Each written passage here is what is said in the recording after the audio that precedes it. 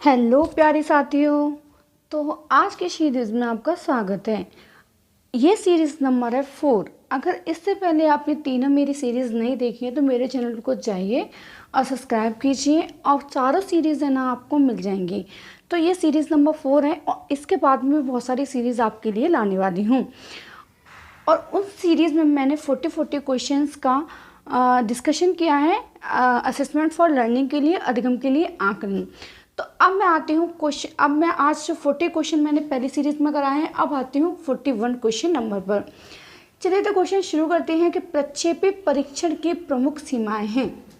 The major limitation of the projective test is that they कि ये व्यक्तिगत परीक्षण होते हैं। ऑप्शन बी इज ये विश्वसनीय तथा वैध नहीं होते। सी इज इनके प्रशासन तथा अंकन में उच्च विशिष्ट परीक्षण की आवश्यकता होती है। या डी ये बहुत खर्चीले होते हैं। तो प्रक्षेपी परीक्षण की सीमाओं में आपने पढ़ा होगा कि ये बहुत अधिक खर्चीले होते हैं। Option D is right. Now coming question number 42। एक व्यक्ति अध्ययन की सीमाएं होती हैं। The case studies has follow limitation.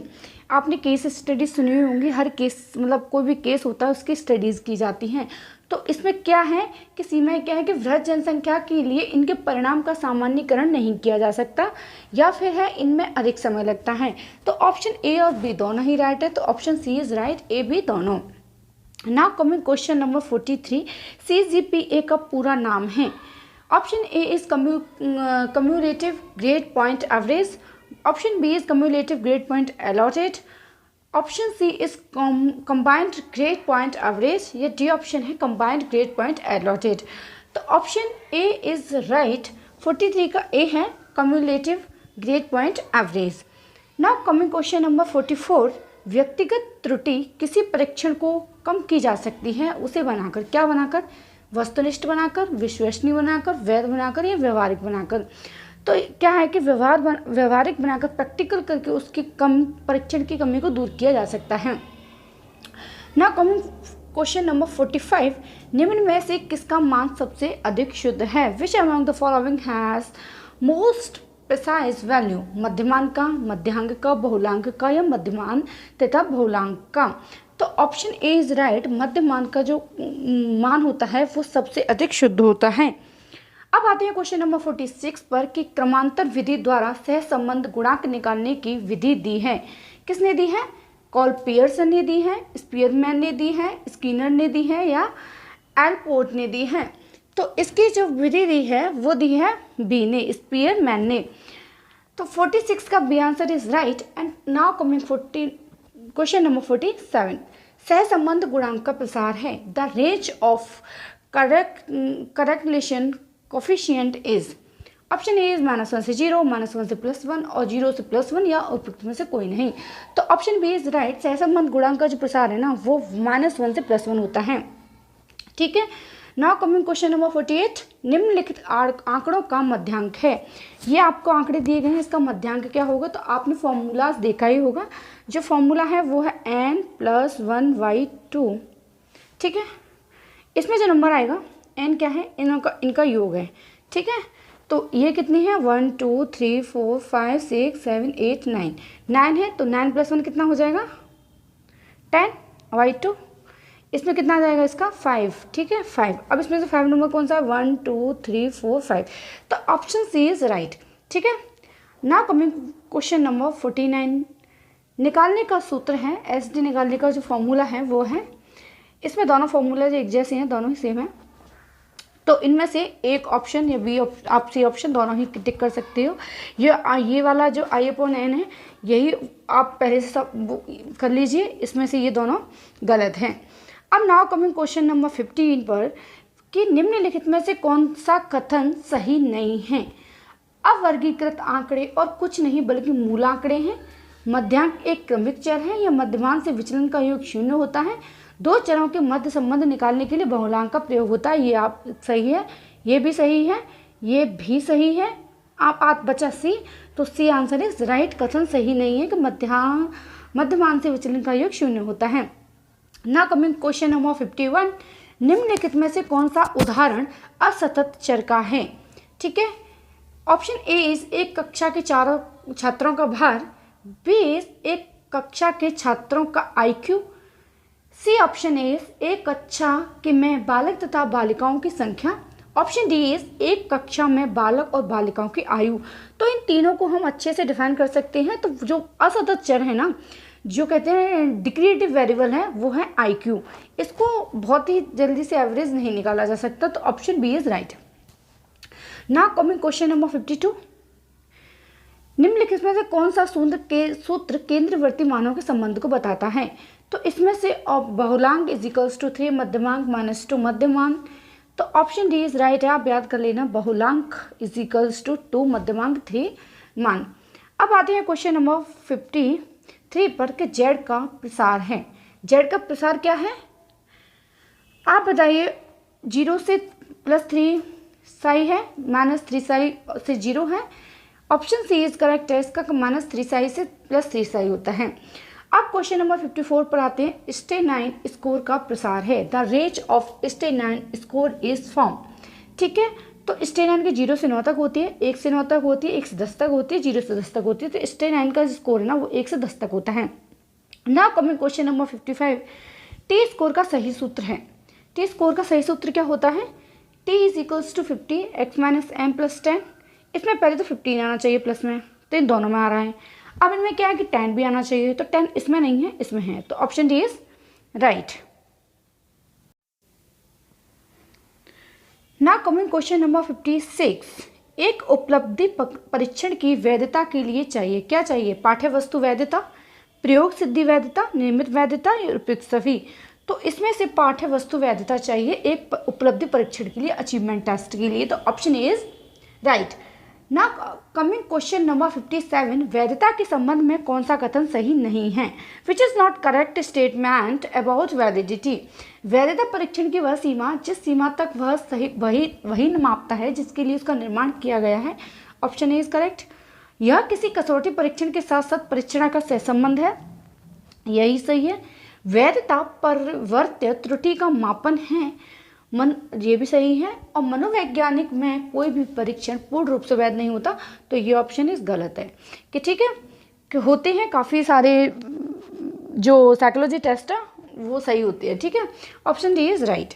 अब आते हैं क्वेश्चन नंबर 58 पर। एक परीक्षण को मानकीकृत बनाने के लिए ज्ञात की जाती है उसकी standardisation of the testing including calculating its. क्या की जाती है? विश्वसनीयता, वैधता, मानक, उपयुक्त सभी। तो ऑप्शन डी इज राइट।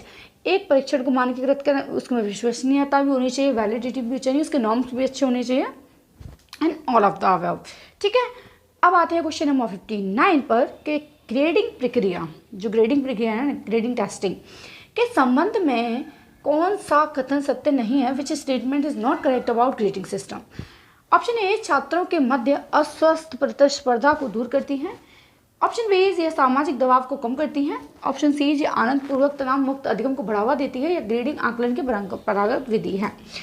तो इसे तो नहीं कहेंगे, इसे भी नहीं कहेंगे, इसे भी नहीं कहेंगे। तो यह छात्रों के मध्य अस्वस्थ जो प्रतिस्पर्धा है ना उसको दूर करती है, क्योंकि जो ग्रेडिंग करती जाती है ना, आपने देखो ग्रेडिंग में ग्रेड ए के बच्चे, ग्रेड बी के, ग्रेड सी के, तो क्या होता है कि उनके जो अस्वस्थ प्रतिस्पर्धा होती है, कॉम्पिटिशन होता है, उसको दूर करती है। ना कमिंग क्वेश्चन नंबर 60 कि निम्नलिखित में से कौन सा मापन गुणात्मक उपकरण है? Which of the following are qualitative tools for assessment. परीक्षण है, साक्षात्कार है, ए बी दोनों हैं, या फिर उपयुक्त में से कोई नहीं। तो आपने पता होगा मापन का जो गुणात्मक उपकरण है ना, वो है साक्षात्कार, इंटरव्यू है। नाउ कमिंग क्वेश्चन नंबर 61 विश्वसनीय के संबंध में कौन सा कथन सही नहीं है? Which of the following statement is not correct about reliability. Option A is यह अंकों की समानता है, बी यह परीक्षण की लंबाई पर निर्भर नहीं है, यह सहसंबंध है, और यह विश्वसनीयता परीक्षण की स्थिरता है। तो ऑप्शन डी इज करेक्ट है, और ऑप्शन सी भी करेक्ट है। ऑप्शन अंकों की समानता है, कंसिडरेशन फॉर टेस्ट स्कोर। ठीक है, ऑप्शन बी है, तो ये आपका सही है कि 61, क्योंकि ये गलत है ना, वो स्टेटमेंट निकालना है हमें। तो ऑप्शन बी इज राइट ना। क्वेश्चन का अब आते हैं क्वेश्चन नंबर 62 पर। निम्नलिखित में से कौन सा संबंध सही नहीं है? ठीक है, तो इसमें से जो संबंध सही नहीं है वो है ऑप्शन ए, परीक्षण पुनरीक्षण विधि स्थिरता गुणांक। ठीक है, और ये ऑप्शन सही है कि समाना का समानता है और अर्धविपाटन है और यहाँ आंतरिक समानता गुणांक है। ना कमिंग क्वेश्चन नंबर 63, परिवर्तित त्रुटि को कम किया जाता है किससे? विश्वसनीय बनाकर है, वैध बनाकर, वस्तुनिष्ठ बनाकर, उपयुक्त में से कोई नहीं। तो वैध बनाकर परिवर्तित त्रुटि को कम किया जा सकता है। नाउ कमिंग क्वेश्चन नंबर 64, निम्नलिखित में से कौन सा कथन सही नहीं है? Which of the following statements is not correct? Option A is परंपरागत आकलन विधियां शिक्षक केंद्रित होती हैं। बी ऑप्शन इज निबंधात्मक है। निबंधात्मक परीक्षण वस्तुनिष्ठ परीक्षणों से अधिक विश्वसनीय होते हैं। प्रयोगात्मक परीक्षण से मनो शारीरिक कौशलों को मापा जाता है। सीबीएसई आकलन की नई प्रवृत्तियां हैं। तो ऑप्शन बी ये कथन सही नहीं है क्योंकि निबंधात्मक परीक्षण से वस्तुनिष्ठ परीक्षणों से अधिक विश्वसनीय होते हैं, ये गलत है। अब 65 पर आते हैं कि क्रिया सूचक शब्द प्रत्यय स्मरण आता है। जो रिकॉल है ना वो किससे आता है? ज्ञान से आता है, बोध में आता है, प्रयोग में आता है, मूल्यांकन में आता है। तो अगर हम एप्लीकेशन नहीं करेंगे तो हमें रिकॉल कैसे होगा? तो option C is correct. Now coming question number 66, RCEM का पूरा नाम क्या है? Royal college of education Mysore, real college of education Mysore या regional college of education Mysore, republic college of education Mysore. तो ऑप्शन सी इज करेक्ट है, इसका regional college of education Mysore है। नाउ कमिंग क्वेश्चन नंबर 67, किस प्रकार के प्रश्नावली में प्रश्न पूर्व निर्धारित होते हैं? स्ट्रक्चर्ड में, अनस्ट्रक्चर्ड में या फिर ए भी दोनों, उपयुक्त में से कोई नहीं। तो पता ही आपको पहले से जो संरचनात्मक है ना स्ट्रक्चर्ड होगा उसी में ही प्रश्नावली पहले से ही प्रश्न निर्धारित होंगे। नाउ कमिंग क्वेश्चन नंबर 68, एक परीक्षण पद का वह स्तर जो श्रेष्ठ तथा कमजोर में भेद करता है कहलाता है। तो इसमें है कठिनाई स्तर है, प्रसार है, विभेदी क्षमता है, विभेदीकरण की क्षमता है, डिस्क्रिमिनेशन पावर है या फिर रेंज है, उपयुक्त में से कोई नहीं। तो श्रेष्ठ तथा कमजोर को भेद कौन करेगा? डिस्क्रिमिनेशन क्षमता करेगी, प्रसार करेगा, कठिनाई क्षेत्र करेगा। तो option C is right, range. अब आते हैं क्वेश्चन नंबर 69, माना किसी परीक्षण का DV 0.9 और DP 0.9 और DV 0.5 है तो निम्न में से कौन सा कथन सही है? पद का चयन अंतिम प्रारूप के लिए किया जाएगा, पद को अंतिम प्रारूप के लिए अस्वीकार किया जाएगा, कुछ नहीं कहा जा सकता, पद को संशोधित किया जाएगा। तो ऑप्शन डी इज करेक्ट, पद को संशोधित किया जाएगा। लास्ट क्वेश्चन है बट नॉट लीस्ट, अगली सीरीज में मिलते हैं पार्ट 4 में, और part 4 this is part 4 and अगली सीरीज में मिलते हैं पार्ट 5 में। और मैं आपको फिर से क्वेश्चन आने वाले 40 क्वेश्चन फॉर यू, और आपके बीएड के जितने भी अभी एग्जामिनेशन आने वाले हैं 2022 के सारे ऑब्जेक्टिव तैयार कराऊंगी मैं। और मेरे चैनल को सब्सक्राइब भी कर लेना, और वीडियो अच्छी लगी हो तो लाइक भी कर देना, क्या जाता है लाइक करने में। और सुनो, शेयर करना बिल्कुल मत भूलना अपने फ्रेंडों के साथ, कर देना भाई, ठीक है। अब आते हैं क्वेश्चन नंबर 17 पर। केली द्विधाकरण में उच्च तथा निम्न समूहों को सही प्रतिशत होती है। तो केली जो डायकोटोमी है एम्प्लॉयड एज कितनी परसेंटेज है? तो ये है 25%। तो आज की सीरीज़ यहीं ख़त्म होती है। Thank you watching for my video. Bye bye, Tata.